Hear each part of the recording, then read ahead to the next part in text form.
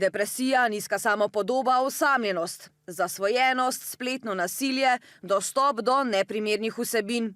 In še bi lahko naštevali škodljive vplive družbenih omrežij na mladostnike. Tega je na spletu danes več, kot si sami upamo malo pogledati temu v oči.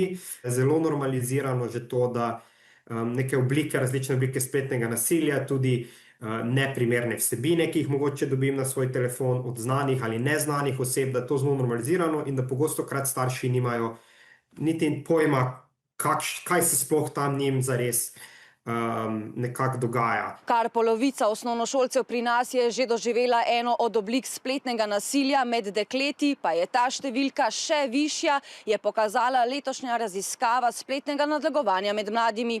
Tudi med srednješolci so številke visoke, kar 58% srednješolk pa priznava, da so bile žrtev spletnega nasilja.